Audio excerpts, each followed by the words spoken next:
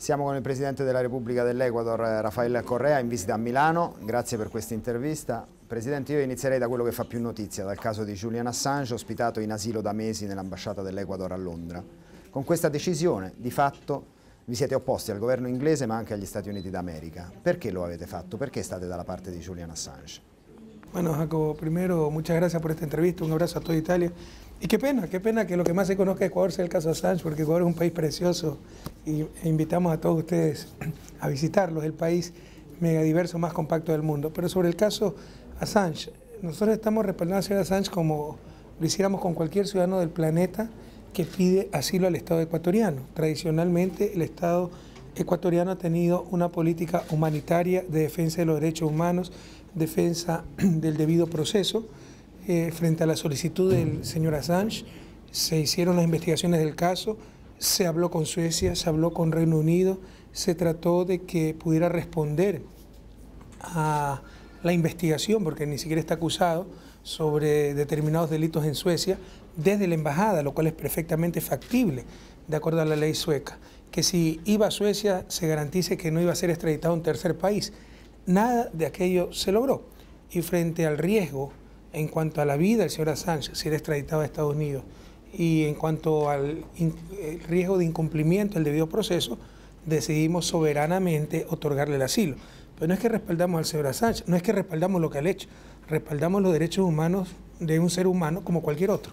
A che condizioni Assange potrà uscire dalla vostra ambasciata? Come andrà a finire questo caso? Come si risolve l'impasse diplomatico? Bueno, eso no depende de Ecuador, depende del Reino Unido, se otorga el salvoconducto, depende de Suecia y el Reino Unido si es que dan la garantía de que si el señor Assange viaja a Suecia para participar en investigación sobre determinados delitos, no sea extraditado a Estados Unidos. Depende de su abogado defensor, que está agotando recursos legales para la nulidad del proceso, para poder permitir la salida segura de la embajada por parte del señor Assange. Así que existe incertidumbre al respecto, depende de muchas interrogantes. Quali sono le condizioni di salute di Julian Assange? L'Ecuador si è detto pronto a un intervento d'urgenza se sta male. Sí, nos dicen que, bueno, que está en buen estado de salud, pero es riesgosa la situación, puede deteriorarse ese estado de salud. Estamos haciendo un seguimiento muy cercano, pero obviamente alguien que pasa encerrado en un espacio tan pequeño durante meses sin recibir sol, sin ejercicio fisico, etc., pone in pericolo su salud. Al momento della rielezione di Barack Obama, la Casa Bianca, Assange ha detto di lui è un lupo travestito da agnello. Voi lo ospitate a Londra e in passato lei ebbe parole dure per George Bush. Cosa pensa adesso di Barack Obama? El presidente Obama, yo creo que es una buena persona. Estamos muy contentos de su reelección, creemos que es un buen ser humano. El problema es que Estados Unidos tiene inercia propia. Independientemente de quién está en el poder, lo mismo sucede, la misma política internacional, las mismas operaciones de la CIA, de las cuales probablemente el presidente ni se entera. Entonces, lo que cuestionamos muchas veces va más allá del presidente de Estados Unidos, en este caso el señor Barack Obama. Habría que resaltar, por ejemplo, que en la última campaña electoral la gran ausente fue Latinoamérica. Casi no se hablaba de política internacional y en lo poco que se habló se obvió totalmente a nuestra región. Sin embargo, creemos que el presidente Obama es una buena persona, pero lastimosamente es muy poco lo que ha cambiado. ¿Y la política de los Estados Unidos en el mundo? Mire, no quiero aparecer como antiestadounidense, porque no lo soy. Yo estudié, viví 4 años en Estados Unidos, son de los años más felices de mi vida. Quiero mucho al pueblo estadounidense. Tengo 2 títulos de universidades, 2 títulos académicos de universidades norteamericanas. Pero es indudable que sobre todo con respecto a América Latina, la política estadounidense ha sido de abusos, de atropello, e incluso no solo en América Latina, sino a nivel planetario, de doble moral. De repente se hace pedazos a Irán, porque es que no hay dictadura, pero no hay democracia, porque se discrimina a la mujer, pero son los incondicionales aliados de países árabes bien cerquita de Irán, que es persa, que tal vez tiene una ley islámica más dura, que discrimina mucho más a la mujer, donde ni de lejos tienen democracia, porque aunque sea en Irán hay elecciones, y allá no hay nada, pero ahí no dicen nada, absolutamente nada. Lo mismo en Latinoamérica. Si usted es un gobierno progresista que no agacha la cabeza, usted es el dictador autoritario que atenta contra la libertad de expresión. Le hacen una campaña, pero una masacre a nivel mediático, linchamiento mediático, etc. Pero si usted es dócil con los Estados Unidos, así sea el dictador más sanguinario, lo ponen como ejemplo de demócrata y de estadista. Entonces, mientras sigue esa doble moral, qué difícil es confiar al menos en la política internacional de Estados Unidos. Quando qualche settimana fa il premio Nobel della pace è stato assegnato all'Unione Europea, lei ha parlato di decisione assurda, assolutamente non condivisibile. Perché? No en absoluto. Parcialmente lo puedo compartir por la historia, ¿no? Fue un ejemplo a toda la humanidad, un ejemplo sorprendente. Países que se habían destrozado durante la Segunda Guerra Mundial, se habían ocasionado mutuamente decenas de millones de muertos, de repente expresaban la voluntad política de prácticamente ser un solo país. Eso, le insisto, fue un ejemplo para toda la humanidad, un ejemplo para Latinoamérica. Eso es lo que tiene que hacer Latinoamérica. Y cuando Latinoamérica esté unida, a diferencia de la Unión Europea, que les tiene que explicar a sus hijos por qué se unieron, nosotros tendremos que explicarle a los nuestros por qué nos demoramos tanto, porque aquí hay 27 países con diferentes sistemas políticos, lenguas, culturas, religiones, etc. Allá prácticamente todos hablamos español o portugués, que es muy cercano al español, los mismos sistemas políticos, la misma religión, la misma cultura, etc. Sin embargo, sí, con todo respeto, hay cuestionamientos muy fuertes a las políticas de la Unión Europea en los momentos actuales. Por ejemplo, la criminalización de la migración. Y mire la contradicción. Los mismos que invocan la globalización, que buscan cada día mayor movilidad de capitales, de mercancías, son los que impiden la fundamental movilidad, la movilidad más importante, que es la movilidad de los seres humanos. Y no solo que la impiden, la criminalizan. Entonces, el trato que se le está dando en ciertos países a la migración es terrible. Y más aún, constituye una mayor paradoja, una mayor contradicción, cuando históricamente Europa ha sido país de emigración. Por ejemplo, era Latinoamérica la que recibía italianos, españoles. Por primera vez es zona de inmigración. Y miren la respuesta que da. Entonces, son cuestionamientos válidos con absoluto respeto a la Unión Europea. Pero como ciudadanos del mundo nos podemos preguntar, bueno, con esas contradicciones, con esa clase política, ¿cómo es que se le otorga el premio Nobel? Veniamo all'Italia. Come saprà, abbiamo un governo tecnico guidato da un economista, Mario Monti. Cosa pensa del nostro governo? ¿Qué es eso de gobierno técnico? Yo creo que los gobiernos deben ser políticos, más aún si son manejados por economistas. E delle ricette economiche improntate al rigore che il nostro governo sta mettendo in atto?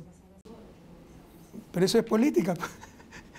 Entonces, una vez tomada la decisión política de aplicar programas ortodoxos, es que viene lo técnico, dado que se tomó la decisión política en función de una ideología. No nos equivoquemos, la economía no es aséptica, la economía no es un vacío de fuerzas, hay poderes, eso es lo que determina los principales resultados económicos. Y estudiar esa relación de poderes se llama política. También política es la forma racional en que la sociedad toma sus decisiones. Tomando racionalmente esas decisiones decimos ir por aquí y ahí se aplica la técnica. Pero cuidado, nos engañan haciendo aparecer como técnica objetiva, imparcial, apolítica, lo que es simple ideología.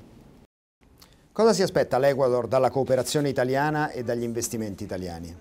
Bueno, bienvenidas todas las inversiones. Las empresas italianas como Agip, que están trabajando en Ecuador, le va muy bien. Estamos en un gran momento económico. Somos los 3 países que más crece en América Latina, casi el 8% el año pasado. Tenemos una tasa de desempleo de las más bajas de la región, menos del 5%, cuentas fiscales bastante sanas y sobre todo lo que interesa a los inversionistas, proyectos extremadamente rentables. Y sobre la cooperación, mire, Ecuador es un país de renta media, que no necesita más cooperación en el sentido tradicional, no caridad, beneficencia, no. Nosotros estamos concentrando la cooperación en lo que necesita un país en vías de desarrollo como Ecuador, que es talento humano, ciencia, tecnología, transferencia de conocimiento. Por eso tenemos un inmenso programa de becas, por eso tenemos la Ciudad del Conocimiento, Yachay, donde estamos invitando a diferentes universidades del mundo. Vengo dando una conferencia precisamente en la Universidad de Milán, para que vayan a investigar, a poner su centro de investigaciones, intercambiar investigadores con esta Ciudad del Conocimiento y esta universidad que se llama Yachay, que significa conoce, imperativo, conoce en quichua, que es una lengua ancestral. Entonces, olvidemos de la caridad. Ecuador no la necesita.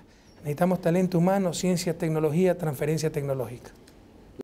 La crisi economica riguarda larga parte dell'Europa. In Ecuador, con la sua presidenza, sono state fatte scelte economiche diverse da quelle che sta facendo l'Europa per provare a uscire dalla crisi. Ci vuole spiegare quali sono le differenze fondamentali? ¿Cuál es la propuesta? Eso es política. Usted puede cargar el peso de la crisis a los seres humanos, cargársela al capital, que es lo que nosotros hemos hecho. Cuando un banco tasa su casa, o sea, valora su casa, lo que usted quiere comprar dice vale 200.000 euros, y le presta los 200.000 euros, usted pone como garantía su casa. Viene la crisis, se desploman los precios de la vivienda. Ahora el mercado valora esa casa en 50.000 euros. Y usted entrega la casa porque no puede pagar, y pese a ello, tiene que seguir pagando los 150.000 restantes. Es decir, se quedó sin casa y con una deuda probablemente para toda la vida. Eso no es técnica. Eso es sencillamente que todo es política, con la cual todo el peso de la crisis está cayendo sobre los seres humanos, no sobre el capital. Y política yo le diría que hasta antiética, porque éticamente el riesgo debe recaer sobre todo en el capital y la garantía debe extinguir la deuda. Hubo mala suerte, recesión, perdí mi trabajo, no puedo perder la casa. Entrego mi casa, no puedo pagar la casa, entrego mi casa. Imagínense el dolor por una familia. Pero aunque sea, quedo libre de deuda. No, aquí entrego la casa y como la casa vale menos de lo que la valoró el propio banco cuando me hizo el préstamo, me quedo endeudado para toda la vida. Todo el riesgo sobre los seres humanos. Eso es política, señores. Eso es la masacre del capital sobre los seres humanos. Eso no es técnica. Eso no tiene por qué ser así. Ni Ecuador ya no es así. Hemos aprendido de la crisis europea. Nos pusimos a revisar nuestras leyes y teníamos las mismas leyes que ustedes. Y acabamos de cambiar. Hoy, con la nueva ley, la entrega, la garantía es dación de pago. Extingue la deuda. Entonces, si por mala suerte usted no puede pagar su casa, incluso su carro, tiene que entregarlo, bueno, pierde su casa, pierde su carro, pero al menos queda libre de deuda. Lo sviluppo umano dunque invece della semplice crescita economica è la soluzione della crisi? E la crisi europea è una crisi di crescita o una crisi di valori? Bueno, es una buena pregunta. Yo creo que son las dos cosas. Porque no nos damos cuenta que en el fondo de la crisis, pongan los parches que quieran, como en Estados Unidos, el fondo de la crisis es mercados dominando a sociedades, no sociedades dominando a los mercados. El fondo de la crisis es sociedades de mercado, donde la sociedad es una mercancía más, como las personas, como la vida misma, no sociedades con mercado. Y ahí está el desafío. El fondo de la crisis es la supremacía absoluta del capital, sobre todo el capital financiero, sobre los seres humanos. Le he dado un gran ejemplo. Y todas las políticas se derivan de esta relación de poderes, supremacía del capital. Le di un ejemplo, el de las hipotecas, pero le puedo dar otro ejemplo.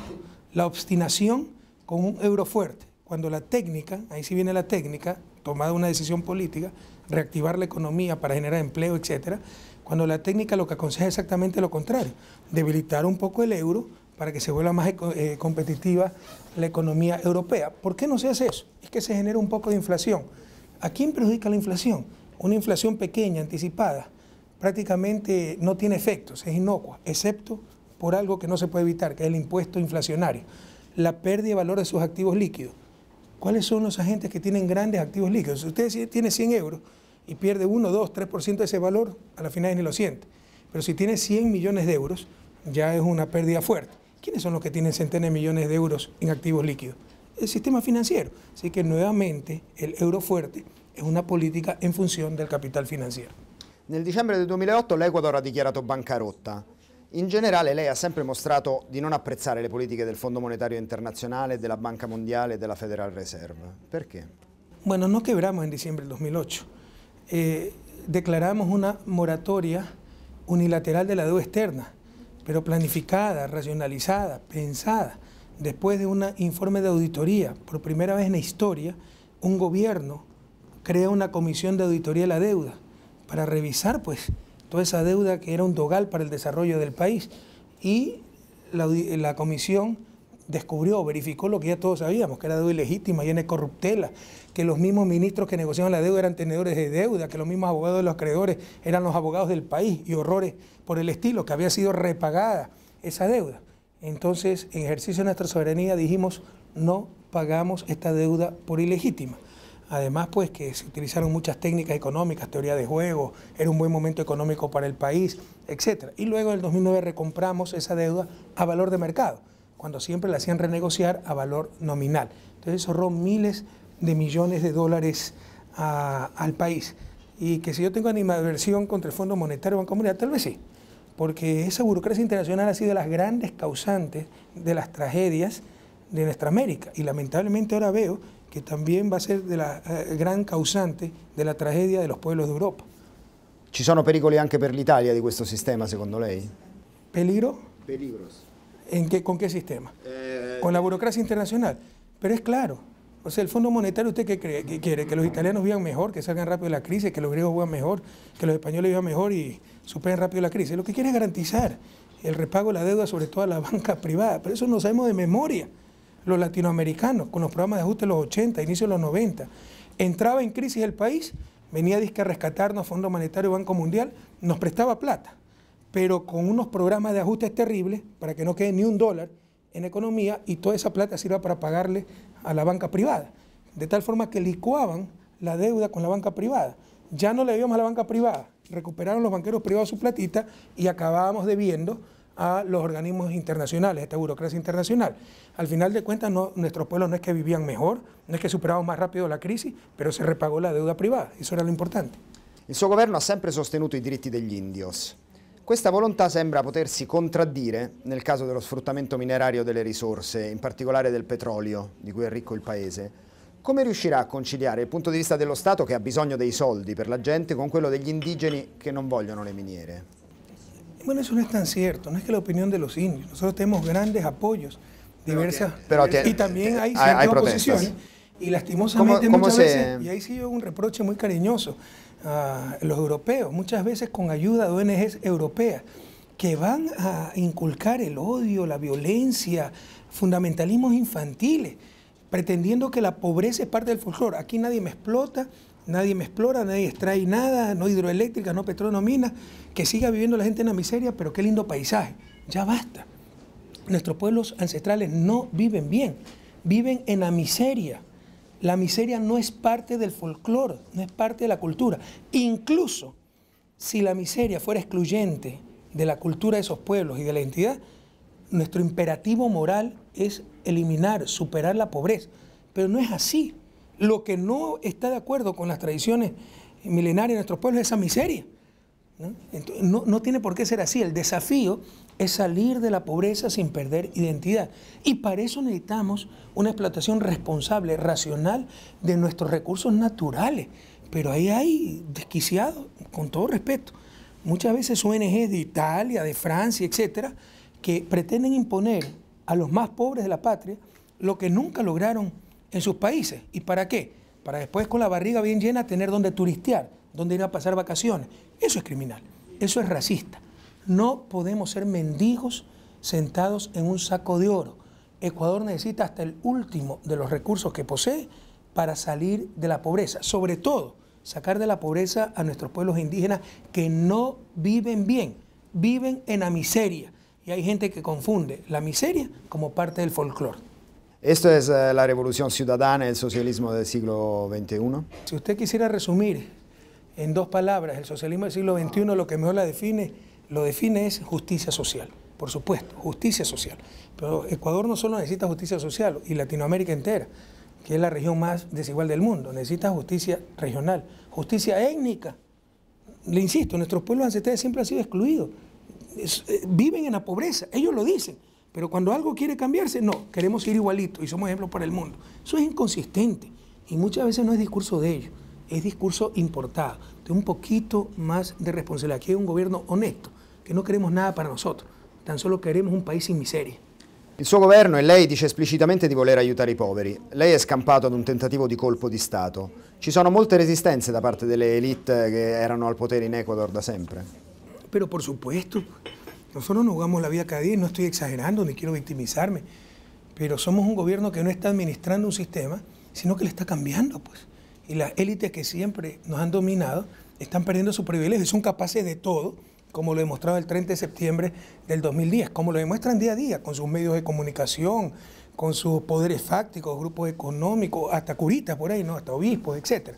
Entonces, esta es una lucha diaria y el desafío, yo sé que después de mi mandato presidencial no es que voy a dejar a un país fuera de la miseria, pero al menos sí orientado irreversiblemente en la ruta del desarrollo, el buen vivir. Y para eso hay que dejar de igual manera, cambiar de forma irreversible la relación de poder.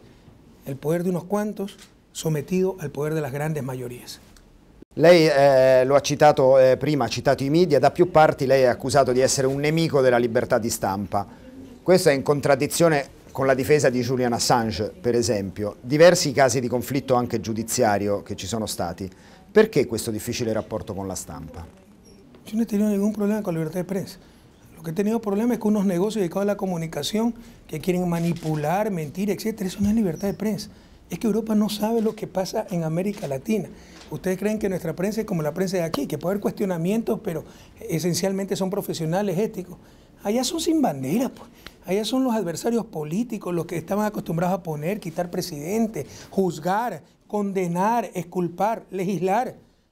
Y eso no puede pasar en un Estado de Derecho. Quieren imponer, como siempre, el Estado de opinión. Y son negocios privados con fines de lucro proveyendo un derecho, pero sin ética, sin escrúpulos, mienten descaradamente. Acá vamos a ganar un proceso judicial para que un periódico rectifique. La Constitución dice, si se publica una mentira, algo inexacto, tendrá que rectificarse en el mismo espacio, gratuitamente, etc. Bueno, lo rectificaron en la 1000ª parte. Tuvimos que recurrir a los jueces y lo obligan, de acuerdo a la Constitución, a rectificar en el mismo espacio. Ya están diciendo por todos lados que ha atentado a la libertad de expresión. Es decir, quieren estar por encima de la ley. ¿Por qué? Porque son negocios privados que no se dedicaron a los casinos, no se dedicaron al fútbol, no se dedicaron, qué sé yo, a vender papas, sino que se dedicaron a la comunicación. Basta, nadie puede estar por encima de la ley. Non è che per cambiare davvero le cose e per combattere queste elite è necessaria anche una certa dose di autoritarismo? No, lo que ha pasado en Ecuador es que ya existe autoridad, no existía Estado de Derecho. Habían destrozado al Estado. Los gobiernos eran sometidos por estos poderes fácticos, empezando por los medios de comunicación, continuando con los banqueros, continuando con Fondo Monetario, Banco Mundial. Hoy que tenemos un gobierno que ha ganado 8 elecciones seguidas, con un apoyo popular de cerca del 80%, pero que no se somete ante nadie que no sea su pueblo, es que hay autoritarismo. No, ahora hay principio de autoridad, Estado de Derecho y nadie puede estar por encima de la ley. Y eso es lo que les duele a los que se acostumbraron a hacer lo que les daba la gana en forma por demás impune. Ultima domanda. Lei è venuto qui per una Lectio Magistralis all'Università Statale di Milano. Si parla di una proposta ecuatoriana per uscire dalla crisi. Cosa ha da insegnare l'Ecuador all'Italia e all'Europa? Yo no quiero hablar de enseñanzas de Ecuador, Italia, Europa. En esa conferencia dimos la experiencia del Ecuador para superar el problema de la deuda, que en muchas cosas tiene similitudes con el problema italiano y el problema europeo, en otras cosas diferencia. Lo que sí quiero recalcar es que la política económica es eso, política, no es que es técnica. Una vez tomada la decisión política, usted aplica la técnica. Y la primera elección es decidir sobre quién vamos a hacer caer el peso de la crisis, sobre los ciudadanos o las corporaciones del capital financiero. Eso es lo que deben tener muy en claro las sociedades europeas. Gracias, presidente.